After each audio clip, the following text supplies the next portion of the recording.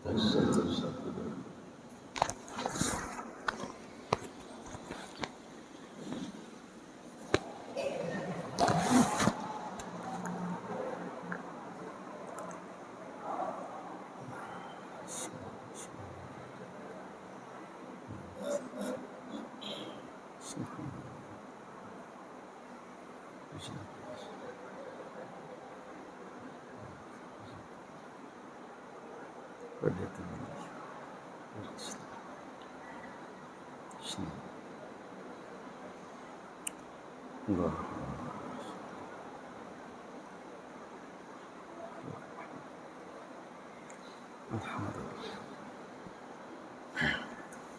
Bismillahirrahmanirrahim.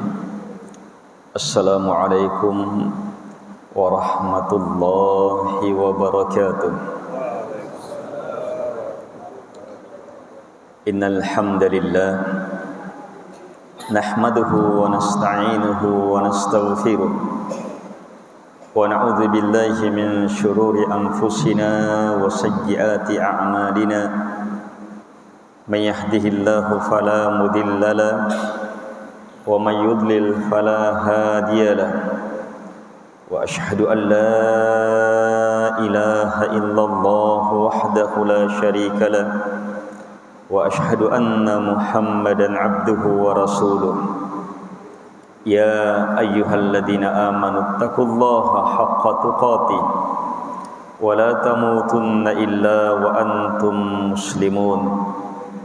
Ya ayyuhan nasu taqu rabbakumul ladzi khalaqakum min nafsin wahidah wa khalaqa minha zawjaha wa batta minhuma rijalan katsiran wa nisaa'a wattaqullaha alladzi tasaaluna bihi wal arham innallaha kana 'alaikum raqiba. Ya ayyuhalladzina amanu taqullaha wa qulu qawlan sadida yuslih lakum a'malakum wa yaghfir lakum dhunubakum wa may yuti'illaha wa rasulahu faqad faza fawzan 'azima. Amma ba'd. Fa inna asdaqal hadithi kitabullah wa khairal hadi hadi Muhammadin sallallahu alaihi wa ala alihi wasallam wa syarrul umuri muhdatsatuha wa kullu muhdatsatin bid'ah wa kullu bid'atin dhalalah wa kullu dhalalatin finnar. Kaum muslimin dan muslimat, jamaah subuh yang dimuliakan oleh Allah Subhanahu wa ta'ala. Teramat besar kebaikan Allah Subhanahu wa ta'ala kepada kita di subuh ini. Teramat luas rahmat dan kasih-Nya khusus untuk saat kita terbangun sampai duduk seperti ini. Di jarak ini saja rahmat dan kasih-Nya Allah mustahil kita bisa membilangnya. Teramat banyak, teramat luas, teramat besar, teramat mulia. Karena itu Allah Subhanahu wa taala tegaskan, wa in ta'uddu ni'matallahi la tuhsuha. Dan jika kalian menghitung-hitung nikmat Allah Subhanahu wa taala, maka pasti kalian tidak akan mampu membilangnya.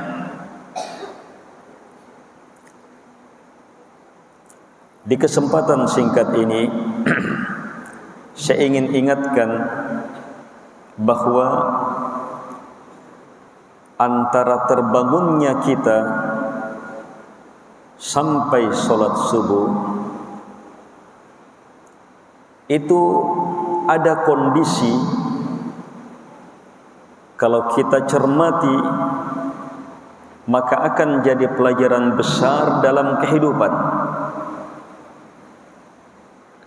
Lebih tepatnya apa yang Nabi sallallahu alaihi wa ala alihi wasallam tuntunkan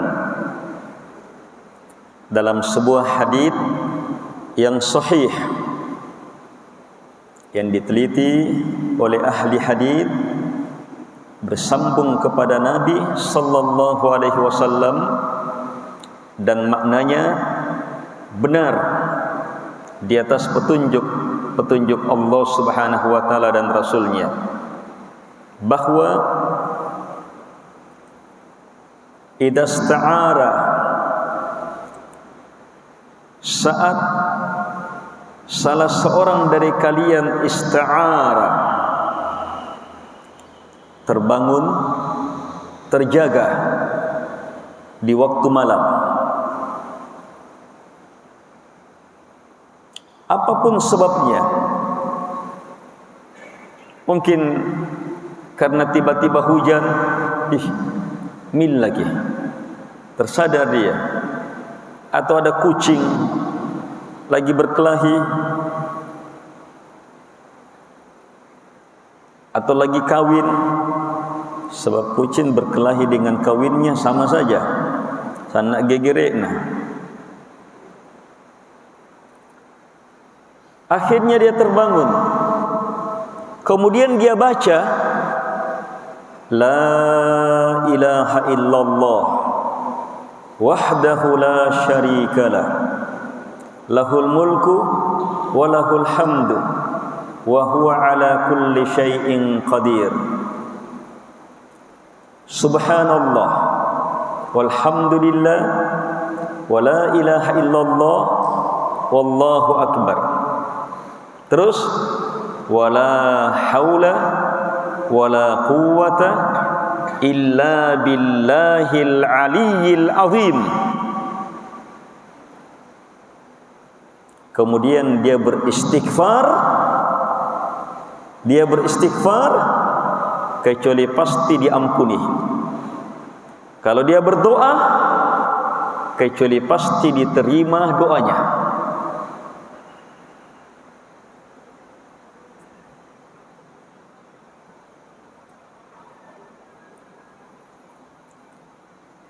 Di sini terdapat ilmu besar bahwa di waktu malam saat kita terjaga, bukan mau sholat, sekedar terjaga, waktunya hanya beberapa saat saja, setelah itu atin rusik, sekedar terjaga.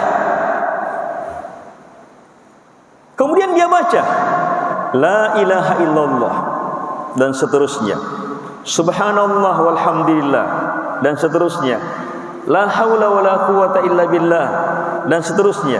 Kemudian beristighfar, pasti diampuni. Dia berdoa, pasti dikabulkan.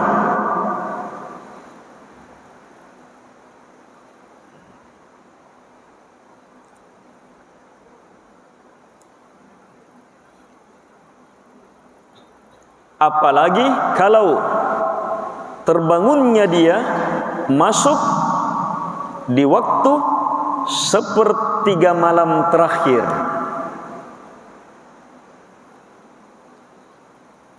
Hadis ini tidak menunjukkan harus sepertiga malam terakhir.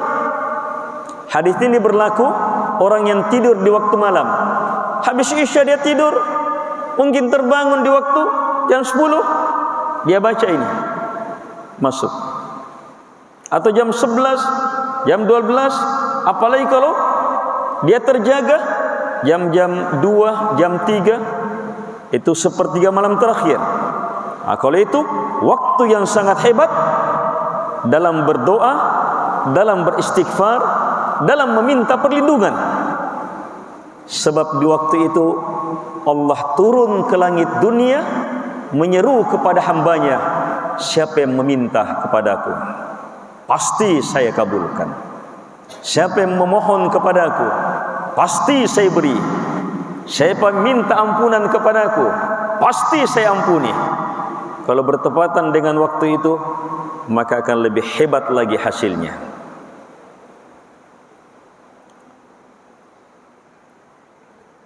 Hadits ini memberi ilmu kepada kita bahwa syariat Islam syariat penuh kebaikan. Ajaran Islam ajaran penuh pahala. Di waktu terjaganya saja kita, di waktu sadarnya kita singkat saja sudah bisa meraih kebaikan-kebaikan besar. Tetapi semua itu jamaah hanyalah ketika di atas petunjuk Nabi sallallahu alaihi wa ala alihi wasallam. Kalau Nabi tuntunkan baca ini, maka itu yang dibaca. Maka akan berlaku pahala, kebesaran, kemuliaan perkara itu. Kaum muslimin dan muslimat yang dimuliakan oleh Allah Subhanahu wa taala. Hadits ini memahamkan pula kepada kita hebatnya 3 bacaan ini dalam mengawali permintaan doa istighfar. Dan hadits ini mengajarkan kepada kita bahwa di antara adab dalam berdoa, adab dalam beristighfar, adab dalam memohon kepada Allah Subhanahu wa taala, maka dahului dengan pendahuluan. Apa pendahuluannya di sini? Sebelum suruh beristighfar, Nabi tidak suruh langsung baca astaghfirullah, tapi dia bilang, Nabi suruh apa? Baca la ilaha illallah, kemudian baca subhanallah walhamdulillah dan seterusnya, kemudian baca la haula wala quwata illa billah dan seterusnya. Baru kemudian dia beristighfar, kata Nabi, pasti diampuni.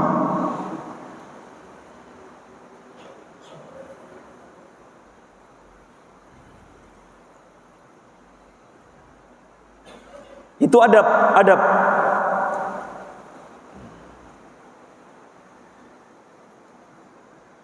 Adab-adab dalam doa yang sangat hebat.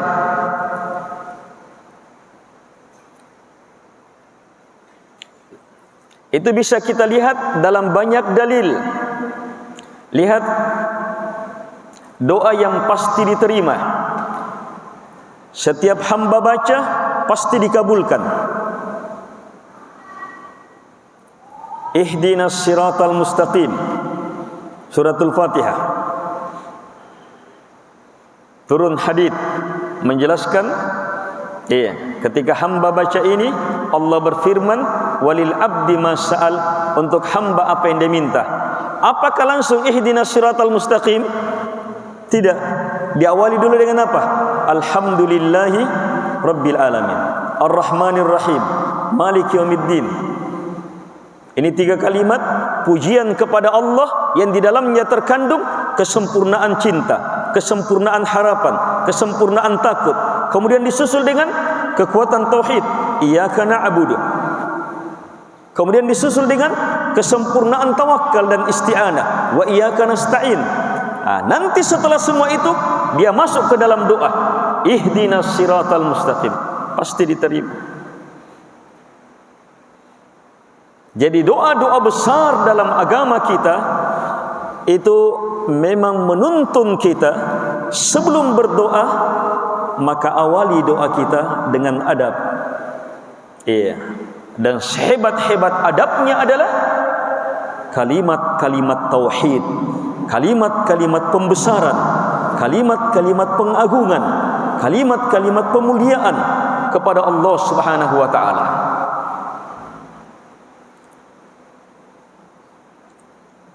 Al-ikhwah wal akhwat rahimakumullah.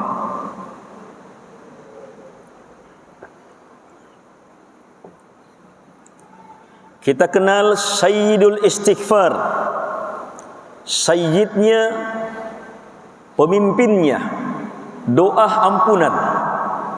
Di mana bacaan ampunannya, minta ampunannya? Ayat di mana? Di akhir doa. Faghfirli fa innahu la yaghfirudz dzunuba illa anta. Apa awalnya? Panjang sekali pendahuluannya. Pendahuluan ini yang justru menjadi penembus doa, yang menjadikannya dia apa? Sayyidnya istighfar. Allahumma anta rabbi la ilaha illa anta khalaqtani wa ana abduk wa ana ala ahdika wa wa'dika mastata'at a'udzu bika min syarri ma sana'tu abu'u laka bi ni'matika alayya wa abu'u bi dambi. Baru masuk faghfirli fa innahu la yaghfirud dzunuba illa anta. Seperti itu doa istighfar.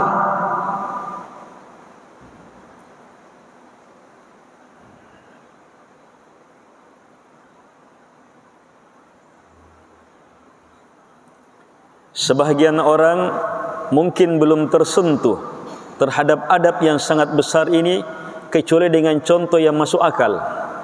Sebab suka beragama akal-akalan, nanti masuk akal baru. Sebagian orang nanti beragama kalau sejalan dengan perasaan, enak dengan perasaan, baru. Padahal beragama artinya menundukkan akal hanya sesuai dengan maunya Allah Subhanahu wa taala, maunya Rasulullah sallallahu alaihi wa ala alihi wasallam. Tapi tidak mengapa kita contohkan sesuai dengan akal dan perasaan. Saat ada orang yang sangat kita hormati, ada orang yang sangat kita hormati, ampa nia erotta sagangia, kita punya permintaan sama dia. Ini orang kita hormati.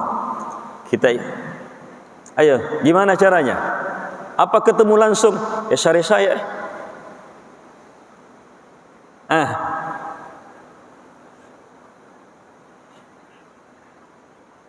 Itu tidak beradab itu.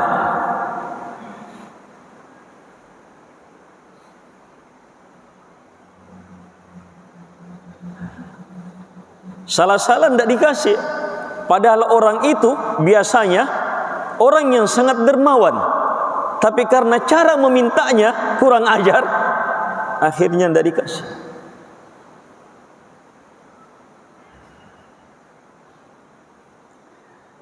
Kalau terhadap makhluk saja harus beradab, apalagi kepada sang pencipta makhluk,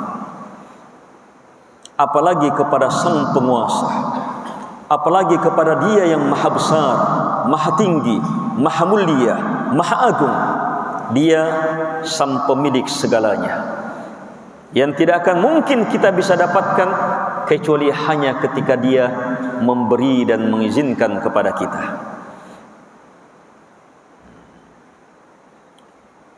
Hadits ini memberi ilmu pula kepada kita bahwa di antara adab besar untuk tembusnya doa adalah 3 bacaan ini. Ini 3 bacaan digabungkan ini.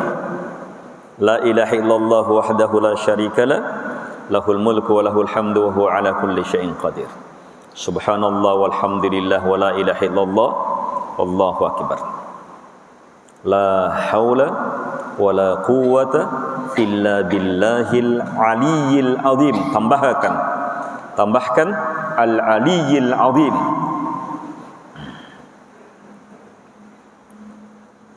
Tiga ini sangat hebat menembuskan doa.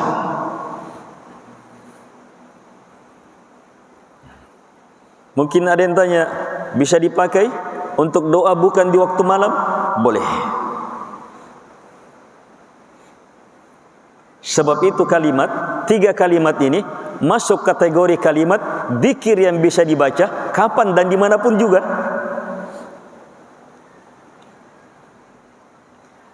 Hanya peristiwa yang kita sebutkan di awal ceramah menunjukkan 3 ini sangat hebat. Kenapa? Kenapa sangat hebat? Sebab Nabi tuntunkan di kondisi tahu tak duduk. Itu kondisi orang ngantuk. Bagaimana orang ngantuk? Kesadarannya tidak penuh, jiwanya tidak penuh, hatinya tidak penuh. Tapi bersamaan dengan itu, kalau dia bisa baca 3 ini kemudian beristighfar, pasti diampuni. Terus bagaimana lagi kalau 3 ini dibaca dengan penuh kesadaran, dengan penuh pembesaran, dengan penuh penjiwaan, dengan penuh pemaknaan. Kita baca dan mengambil waktu-waktu mustajabah antara azan dan qamat misalnya, saat sujud, sepertiga malam terakhir, sebelum salam. Kita baca itu saat turunnya hujan, saat safar, saat berpuasa, saat berbuka, di Jumat sore misalnya. Kita baca di waktu-waktu mustajabah dengan penuh kesadaran.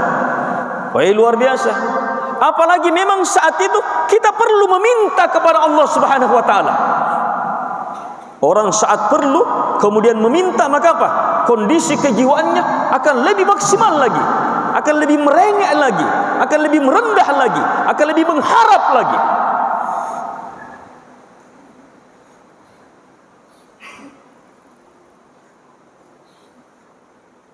Maka hasilnya insyaallah taala akan lebih maksimal lagi.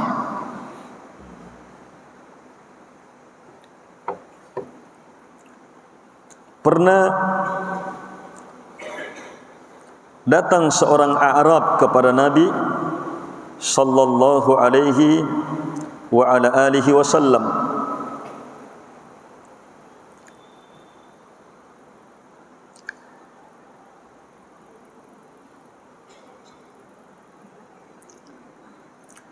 Dalam hadis yang sahih yang diriwayatkan oleh Imam Abu Dawud,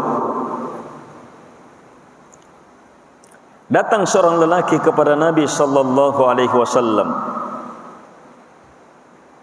Dia bilang, "Inni la astati'u an akhudha minal Qur'ani syai'a. Fa'allimni ma yujzi'ni minhu." Dia bilang, "Wahai Rasulullah, saya ini tidak mampu untuk mengambil dari Al-Quran sedikit pun juga. Tenakul maca, apalagi hafalan. Sementara orang mau berlomba ini dengan bacaan Quran ini." Dia mengaku sama Nabi, tenakul maca nih. Sementara orang ini gimana ini?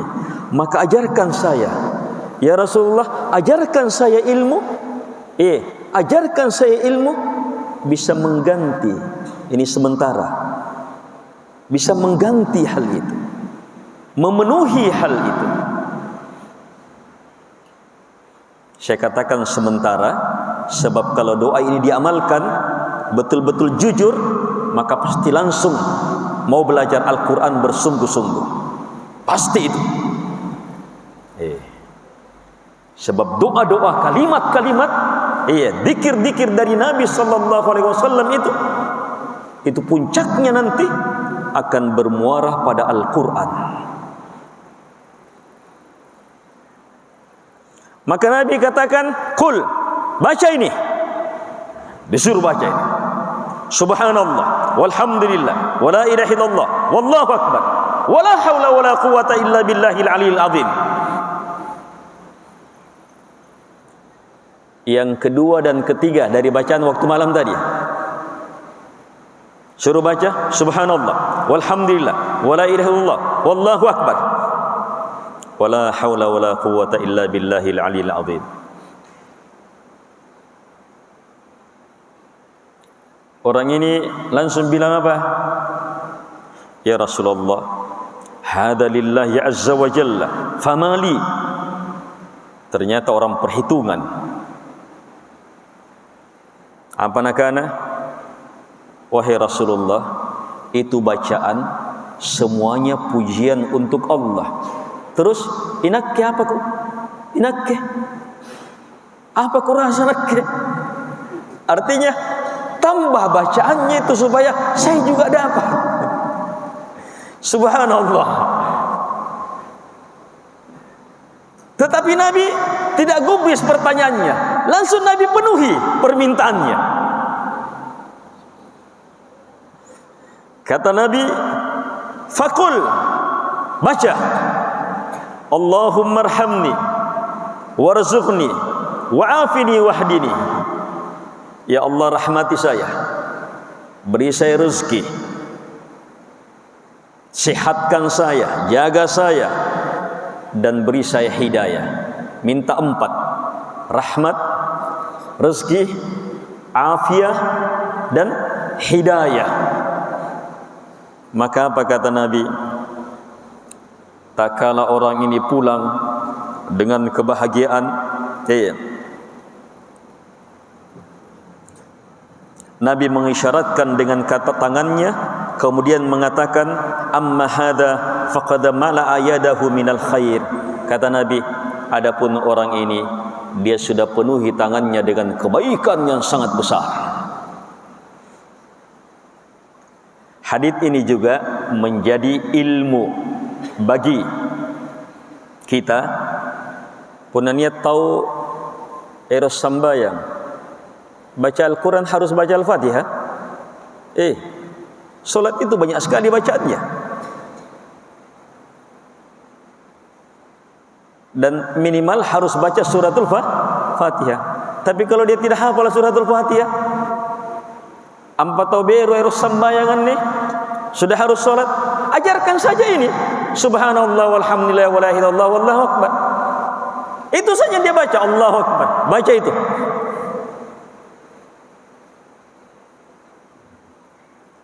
Mau rukuk, sujud, suruh baca itu saja. Baru salam, assalamualaikum warahmatullahi wabarakatuh. Boleh. Sebab dia minta apa tadi? Dia tidak bisa Al-Quran. Apa bacaan yang bisa yujzi, mengganti Al-Quran?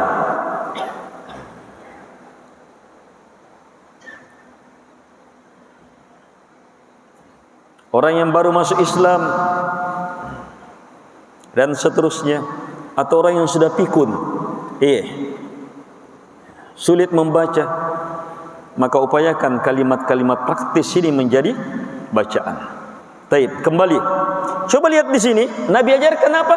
Hanya 2. Subhanallah dan seterusnya, la haula wala dan seterusnya. Tapi sudah jadi apa? Sudah jadi kalimat penembus doa yang sangat hebat.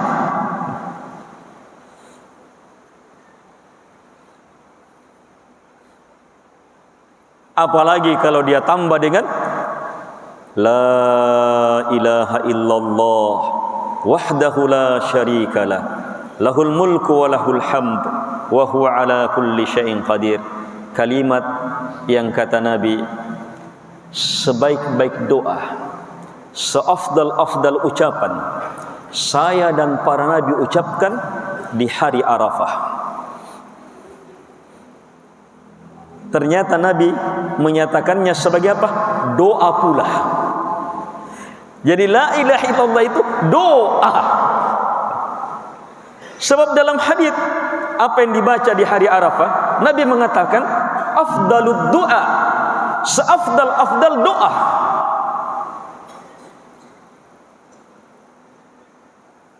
Atau khairud doa, doa yang terbaik. Nabi mengatakannya sebagai doa.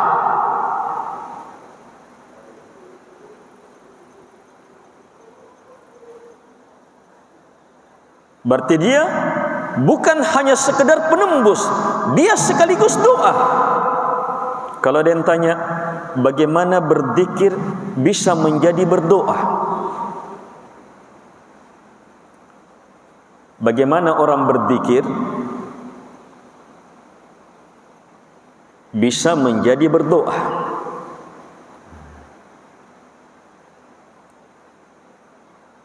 Caranya satu, harapkan seluruh, minta seluruh, inginkan seluruh keutamaan dari zikir itu.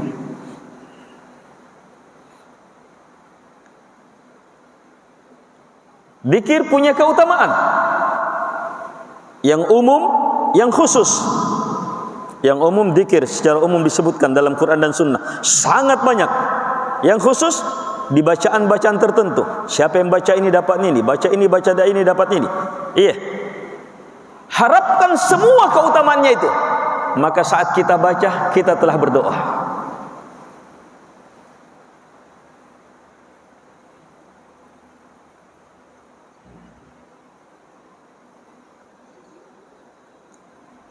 Yang kedua ini lebih umum lagi. Itu apa? Zikir adalah ibadah besar. Maka saat kita berzikir, jadikan zikir kita sebagai ibadah kita, upaya kita mendekatkan diri kepada Allah Subhanahu wa taala. Sehingga harapkan seluruh manfaat ibadah, kehebatan ibadah, kemuliaan ibadah melalui zikir itu. Dan itu sangat banyak. Hukum pasti dari Nabi, innamal a'malu binniyat. Tidaklah amalan itu kecuali hanya dengan niatnya. Niat yang menentukan. Dia baca la ilaha illallah wahdahu la syarikalah, lahul mulku wa lahul hamdu wa huwa ala kulli syai'in qadir. Dia baca sebagai apa? Ini ibadah. Dan dia tahu siapa yang beribadah kepada Allah dapat ini, beribadah kepada Allah dapat ini, beribadah kepada Allah ini keutamanya, beribadah kepada Allah ini keutamanya. Dia punya ilmu dari ayat, dari hadis. Maka saat dia baca ini, dia inginkan semua itu. Ini yang membedakan zikir yang satu dengan zikir yang satu. Sama zikirnya, sama-sama berzikir, tapi beda hasilnya. Perbedaan niat. Itu jelas, tidak ada perselisihan di situ.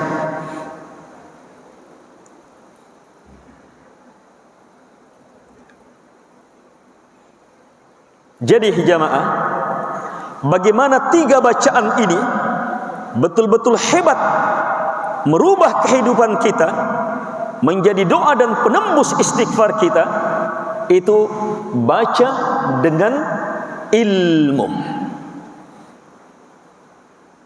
baca dengan niat, sehingga dia menjadi bacaan yang apa? Yang menjadi nilai ibadah. Yang kedua tadi, dia menjadi bacaan yang melahirkan pahala zikir. Pahala zikir, la ilaha illallah wahdahu la syarikalah, dan seterusnya. Wah, itu pahalanya paling banyak itu. Banyak sekali pahalanya. Sekedar la ilaha illallah saja, la ilaha illallah saja, ini sudah mengambil semua pahala. Mengambil semua pahala. Apalagi lanjutannya.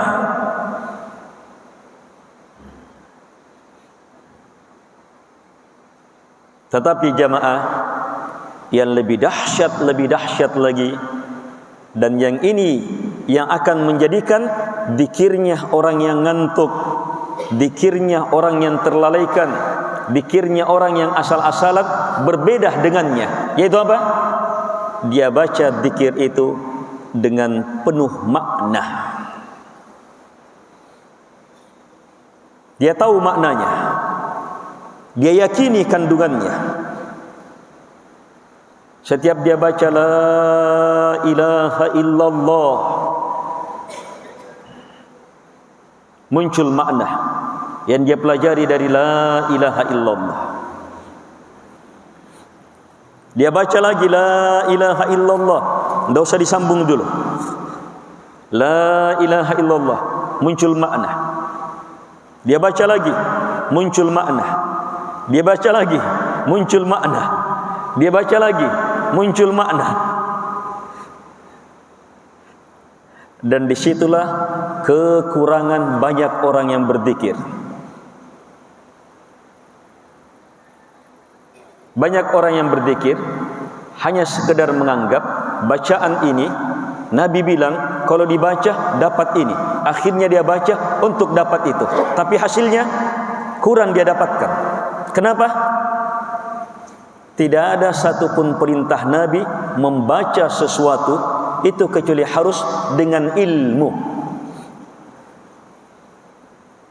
harus dengan paham, apalagi kalau disertai dengan penuh keyakinan, penuh pemaknaan, penuh penjiwaan. Oh, maka akan semakin luas lagi, semakin besar lagi.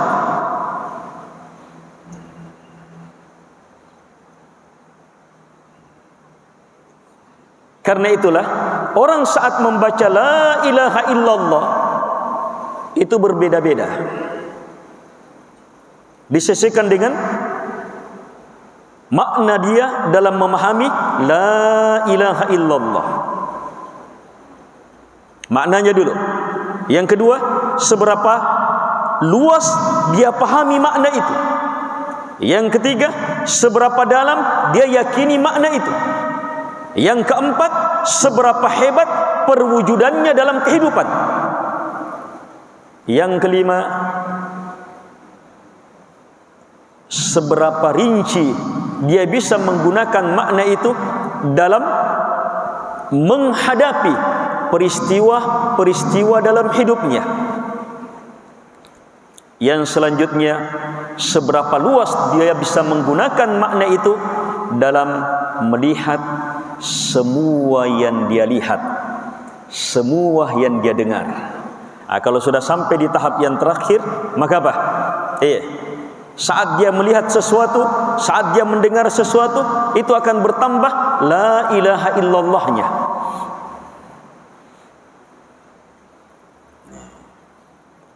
Itu dikirnya lebih dahsyat lagi, lebih luar biasa lagi. Hadits bitaqah, ada hadits amalannya tercatat hanya asyhadu an la ilaha illallah wa asyhadu anna muhammadar rasulullah. Hasilnya apa? Dosanya sebanyak 99 sijillah gugur. Satu sijillah luasnya sejauh mata memandang. Satu sijillah luasnya sejauh mata memandang. Para ulama mengatakannya itu bacaan dengan memenuhi seluruh syarat-syaratnya, memenuhi ketentuan-ketentuannya, bukan sekedar bacaan. Sedikit amalannya, mungkin karena umurnya singkat, tetapi kesadarannya betul-betul maksimal saat dia baca itu. Akhirnya apa? Gugur semua dosa itu. 99 sijillah, satu sijillah luasnya sejauh mata memandang. Tetapi di sisi yang lain, ada orang yang la ilaha illallahnya langsung di hadapan Nabi, solat di belakang Nabi, bahkan ikut berperang bersama Nabi, tapi Allah bilang fid darkil asfali minan nar, berada pada neraka paling bawah. Orang munafik.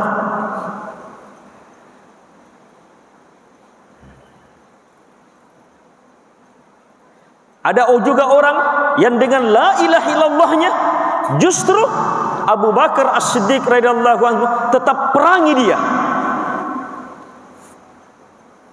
Orang-orang yang tidak mau menegakkan hak-haknya la ilaha illallah. Waktu itu siapa yang diperangi? Dia tidak mau tegakkan haknya la ilaha illallah untuk membayar zakat. Sekedar membayar zakat sudah diperangi Abu Bakar dan sepakat semua sahabat.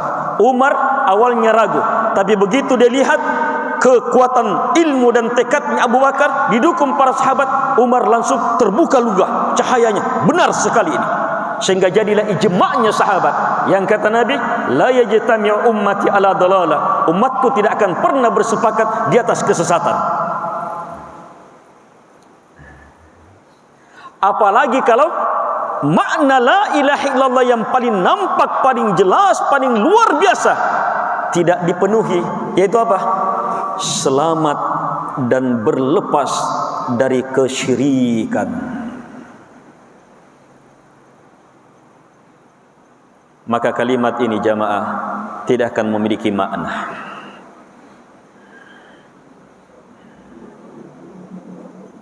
Sebab la ilaha, kalimat awalnya saja ini kalimat penghancur seluruh kesyirikan dalam beragam bentuknya.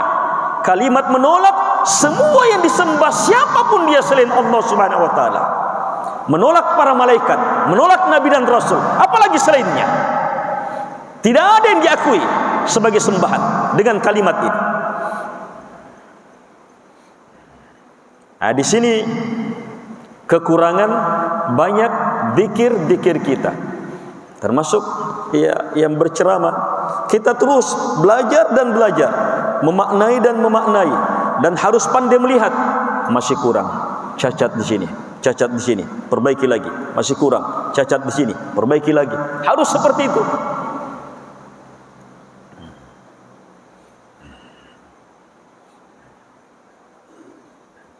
Jadi kalimat la ilaha illallah wahdahu la syarikalah, itu wahdahu la syarikalah punya makna yang lain lagi.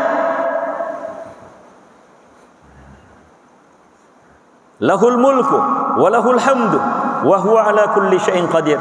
Kumpulan kalimat-kalimat ini jamaah, ini perlu ilmu, pendalaman, peresapan makna.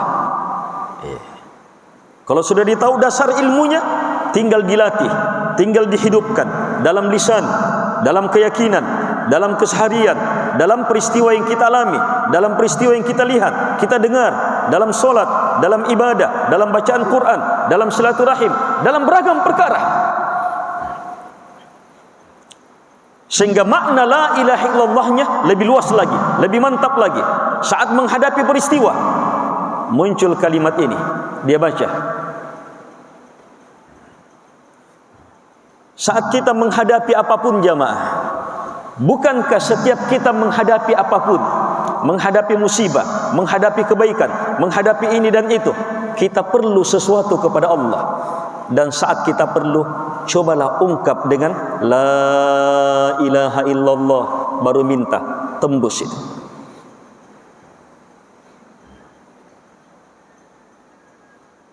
Apalagi terhadap musibah, tidak diminta saja, cukup dibaca saja itu hilang musibah.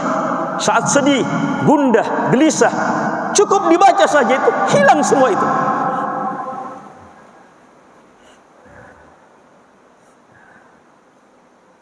Caranya baca dengan ilmu, terus terima kalimat itu, terus perhebat lagi penjiwaannya. Terus gunakan dalam peristiwa-peristiwa dalam kehidupan kita. Saat marah, baca. Saat bahagia, baca. Saat menghadapi musibah, baca. Saat sakit, baca. Saat sangat bahagia, latuk bisnisnya, baca. Baca, baca. Pokoknya gelombang yang menimpa hati, itu sangat banyak. Hadapi dengan apa? Kembali kepada Allah Subhanahu wa taala. Itu kalimat-kalimat tadi, itu zikir-zikir umum. Hanya kita khususkan di awal tadi apa? Ilmu dalam berdoa. Kenapa jamaah? Satu dari persiapan besar untuk masuk ke dalam bulan Ramadan adalah miliki doa-doa terdahsyat. Miliki doa-doa terdahsyat. Itu sebab bulan Ramadan itu setiap detiknya, siang dan malamnya, setiap detiknya, siang dalam malamnya adalah doa mustajabah. Rugi besar kita jamaah masuk di bulan itu, kemudian apa? Tidak punya sesuatu untuk meraup, mengambil kehebatan bulan Ramadan itu. Doa itu sarananya, doa itu kekuatannya untuk meraup segala kehebatan bulan Ramadan, rahmatnya, ampunannya, berkahnya, pembebasan dari api nerakanya, nilai-nilai takwanya, kemuliaannya, kedekatannya di sisi Allah Subhanahu wa taala. Tingkatan beragam, tingkatan di surga, beragam pembebasan dari api neraka. Ilmu demi ilmu yang sampai ke derajat-derajat yang tertinggi, itu seluruhnya jamaah raih di dalam bulan Ramadan sebab dihamparkan sehebat-hebatnya. Tetapi tanpa doa, gimana caranya kita meraihnya jamaah? Ada orang saat dia baca la ilaha illallah sudah bisa menghasilkan sesuatu yang seperti langit dan bumi. Tapi ada orang 1000 kali dia baca tidak ada hasilnya. Perbedaan. Kita sudah sebutkan 2 perbedaan. 2 perbedaan ini tidak ada hasilnya. Kalau ada nih, yang pertama apa dia? Nifaq. Nifaq. Nifaq. Yang kedua apa tadi? Kesyirikan. La ilaha illallah, kalimat penghancur syirik dalam beragam bentuknya, besar dan kecil.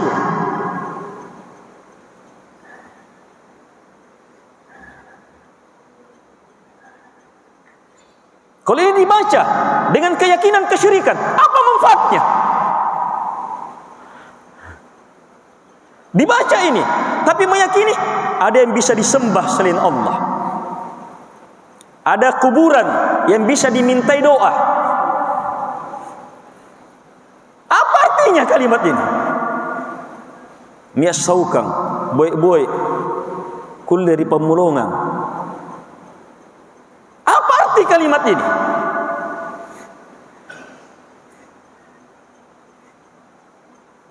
Kalimat penghancur kesyirikan. La ilaha, la. Ini kalimat penafian paling dahsyat dalam bahasa Arab. Orang Arab mengatakannya nafiya lil jinsi nassan bil ihtimal. Mereka juga mengatakannya dengan lafaz la tabri'ah. La tabri'ah. Tabri'ah berlepas, menyatakan benci, tidak suka terhadap apa yang setelahnya. La ilaha, tidak ada ilah. Siapapun yang disembah selain Allah, dia tidak akan pernah mengakuinya, berlepas sebagai sembahan. Dan dia kalimat penafian nassan bil ihtimal, menafikan jins, kandungan seluruh katanya tanpa ihtimal, tanpa ada kemungkinan-kemungkinan lain.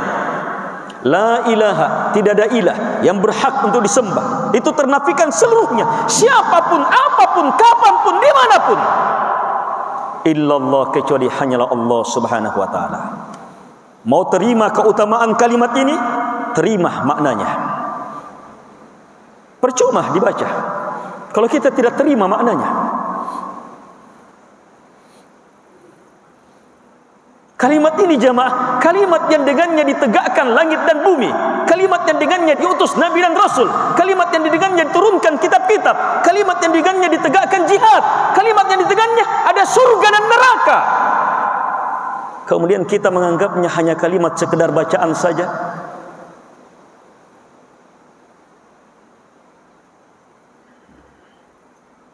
Kalimat ini jamaah semakin dicintai, semakin benci terhadap syirik, sebenci-bencinya. Coba ambil satu ukuran itu. Itu ukuran makna la ilaha illallah paling nampak, lebih terang daripada terangnya matahari. Makna itu bukan makna keseluruhan dari la ilaha illallah. Kalau makna keseluruhan dari la ilaha illallah itu kedahsyatan dalam berzikir. Kalau orang sudah pahami, dia bisa teringat makna la ilaha illallahnya dengan melihat apapun, dengan mendengar apapun. Sebagaimana dalam zikir yang Nabi tuntunkan, ada zikir yang Nabi katakan, siapa yang baca ini maka mengalahkan zikirnya seseorang yang sungguh-sungguh sepanjang siang ditambah lagi sepanjang malam. Alhamdulillah adada ma khalaqa, alhamdulillah mil'a ma khalaqa, alhamdulillah adada ma fis sama'i wal ard, walhamdulillah mil'a ma fis sama'i wal ard, walhamdulillah adada ma ahsa kitabu, walhamdulillah mil'a ma ahsa kitabu, walhamdulillah adada kulli syai', walhamdulillah mil'a kulli syai'. Kemudian baca subhanallah, sambung itu. Kemudian baca Allahu Akbar, sambung itu. Ini 3. Tanpa la ilaha illallah sudah bisa seperti ini. Coba lihat Nabi bilang, alhamdulillah, segala pujian hanya kepada Allah. Adada ma khalaqa, adada sebanyak bilangan semua yang Allah telah cipta. Ini satu kalimat jamaah, dijiwai maknanya, habis-habisan sudah berzikir. Meraup ilmu dalam berzikir. Itu kalau orang zikir menggunakan otak, menggunakan fikiran, menggunakan hati untuk berfikir. Sebagian orang hanya menganggap hati itu merasa, salah besar. Hati itu justru akal yang sebenarnya. Dalam ayat Al-Quran ketika Allah menyatakan orang kafir, apa sifatnya? Lahum qulub, mereka punya qulub, mereka punya qulub, hati. Hati yang bagaimana? La yaqiluna biha, tidak berakal dengan hatinya. Keumuman kita pahami akal sekadar otak. Itu ada makna akal di situ, tapi hakikat akal hati. Orang kafir Allah katakan tidak berakal sebab apa? Hatinya tidak berakal. Tidak berusaha memahami, menjiwai, menerima dan seterusnya. Yang di dalamnya terdapat apa? Akal penuh cinta. Dia akali, dia pahami sehingga penuh cinta. Dia akali, dia pahami sehingga penuh harap. Dia akali, dia pahami sehingga sangat takut kepada Allah Subhanahu wa taala. Itu penggunaan akal dalam makna paham yang sebenarnya. Coba dia gunakan dalam makna ini. Alhamdulillah adada ma khalaqa. Terus alhamdulillah mil'a ma khalaqa. Sepenuh apa yang Allah cipta. Beda bilangannya, ini bilangannya, dengan beda sepenuhnya, kandungan seutuhnya. Semua itu jamaah sesuai dengan hadis ini, semuanya bisa mengingatkan kita bahwa alhamdulillah, segala pujian karena cinta, pembesaran, pengagungan hanya kepada Allah Subhanahu wa taala. Demikian kalimat selanjutnya, alhamdulillah adada ma fis sama'i wal ard. Semua bilangan yang di langit dan di bumi, sepenuh langit dan bumi. Kalimat selanjutnya, alhamdulillah adada ma ahsa kitabu. Segala pujian sebanyak apa yang tertulis, tersimpan dalam kitab Allah. Ada yang keluar dari kitab Allah dalam Lauhul Mahfuz? Tidak ada yang keluar. Luasnya itu. Sebanyak bilangan sepenuh juga. Yang akhirnya apa? Alhamdulillah adada kulli syai' walhamdulillah mil'a kulli syai'. Alhamdulillah sebanyak segala sesuatu. Tidak disebut lagi, langsung segala sesuatu dan sepenuh segala sesuatu. Di sana orang betul-betul sangat dalam-dalam memahami makna-makna kalimat ini. Kalau orang membaca la ilaha illallah kemudian mengarahkan ke situ, maka apa yang terlihat, apa yang terdengar akan menjadi ayat dari ayat-ayat Allah Subhanahu wa taala yang dengannya dia semakin berla ilaha illallah.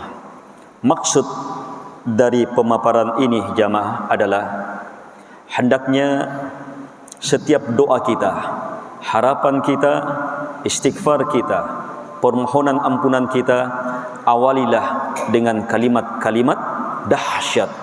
Dan kedahsyatan kalimat-kalimat itu bukan sesuatu yang sulit dihafal. Itu kalimat tadi yang 3 itu terhafal semua sudah itu. Tapi masalahnya bagaimana cara membacanya yang benar. Bagaimana kita jiwai betul, pahami betul, cermati betul makna la ilaha illallah wahdahu la syarikalah lahul mulku. Kenapa dibaca lahu dulu baru al mulku? Kenapa bukan al mulku lahu?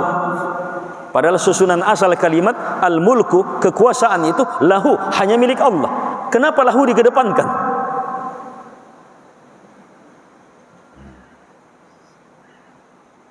Itu dalam bahasa Arab jelas maknanya, Tapi kalau di terjemahan tidak ada.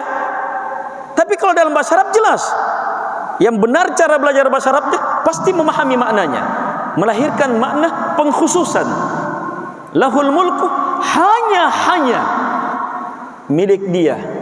Al-mulk, seluruh kekuasaan. Kemudian al-mulk, alif lamnya di situ, itu punya makna tersendiri lagi. Dia jinsil istighraqil afrad. Sama alhamdu, alif lamnya alhamdu itu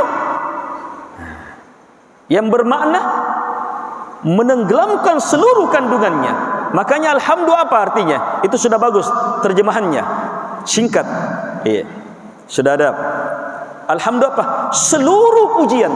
Kenapa ada kata seluruh di situ? Padahal hamdun di situ kata tunggal, bukan bentuk jamak, bukan al-mahamid. Tapi alhamdu kata tunggal di situ. Tapi kenapa maknanya seluruh hamdun? Karena al ini.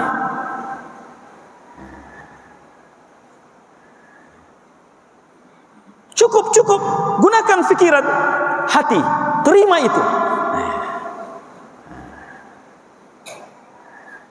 Nah, kemudian masuk ke dalam zikir, sehingga nanti menjumpai apapun yang namanya kekuasaan, dia yakini hanya milik Allah. Dia yakini hanya milik Allah. Dia yakini hanya milik Allah. Dia yakini hanya milik Allah. Kalau dia masuk ke dalam makna itu, woi banyak sekali manfaatnya itu. Khusus lahul hamdu, ini akan merubah hidupnya. Sebab banyak orang dalam kehidupannya lupa ini. Seolah-olah ada sang penguasa selain Allah. Seolah-olah ada sang pemilik selain Allah Subhanahu wa taala. Seolah-olah sehingga apa? Harapannya kepada selain Allah, tawakalnya kepada selain Allah, ketergantungannya kepada selain Allah. Padahal harusnya harapan, ketergantungan, permohonan hanya kepada pemilik yang sebenarnya. Dan kita sudah katakan lahul hamdu.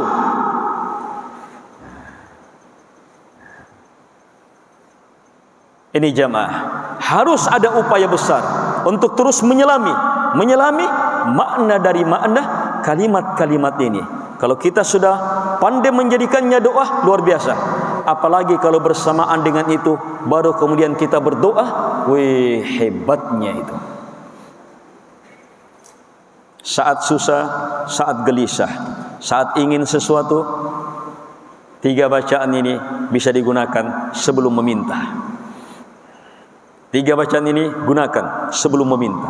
Hebat, luar biasa. Iya. Saat berpuasa, berdoa. Saat berbuka, doa dumus. Di situ puncaknya doa dikabulkan.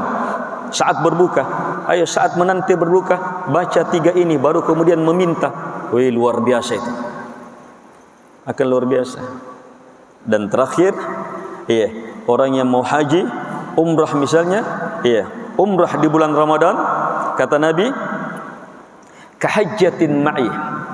Umrah di bulan Ramadan seperti haji, pahalanya seperti haji bersama saya. Sekedar pahalanya seperti haji itu sudah tak tertandingi sudah. Apalagi Nabi mengatakan haji bersama saya. Haji bersama Nabi tidak mungkin bisa berulang, tapi pahalanya bisa berulang di bulan Ramadan. Orang yang pergi haji atau pergi umrah, itu apa? Orang memenuhi panggilan Allah untuk apa? Untuk berdoa. Nah, ini perbanyak doa itu. Saat tawaf bingung mau berdoa apa? Saat sa'i di Safa dan Marwah mau berdoa apa? Sudah hafal saja 3 ini, baru kemudian berdoa. Hanya yang kita inginkan jamaah, 3 ini jangan sekedar jadi bacaan biasa, harus jadi bacaan luar biasa. Salah satu tanda luar biasanya bacaan ini adalah semakin kita cintai. Salah satu tanda luar biasanya bacaan ini adalah kita tidak akan unggulkan dengan bacaan-bacaan buatan manusia. Salah satu tanda kita besarnya bacaan ini adalah semakin kita maknai, semakin kita ketahui maknanya.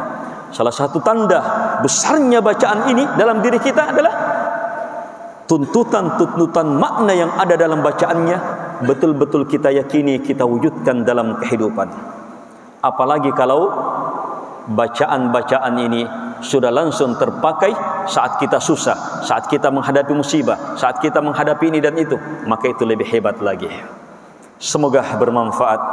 Semoga Allah Subhanahu wa taala menjadikan kita ke dalam golongan hamba-hambanya yang mampu mendengarkan kalimat-kalimat baik dan mengikutinya dengan sebaik-baik pengikutan.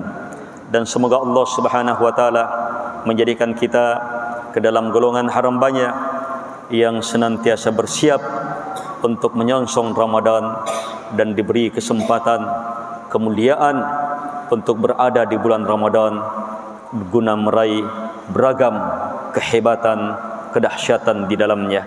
Semoga Allah Subhanahu wa taala menjadikan Ramadan kita Ramadan penuh berkah, penuh ampunan, pembebasan dari api neraka, peningkatan kedahsyatan takwa, peraih pahala, pembebasan dari jurang-jurang neraka, dan menjadikan kita menjadi hamba yang semakin dekat kepadanya karena kemuliaan takwa. Dan semoga Allah Subhanahu wa taala menjadikan kita ke dalam golongan hamba-hambanya yang mampu mempraktikkan ilmu yang kita dengarkan sebagai bentuk kecintaan kita kepada baginda Rasul alaihi salatu wassalam, dan karena membesarkan mengagungkan Allah Subhanahu wa taala. Billahi taufiq wal hidayah. Subhanakallahumma bihamdik asyhadu an la ilaha illa anta astaghfiruka wa atubu ilaik. Wa sallallahu ala Muhammad wa ala alihi wa sahbihi wa sallam tasliman katsira. Wa akhiru da'wana anil hamdulillahi rabbil alamin. Wassalamu alaikum warahmatullahi wabarakatuh.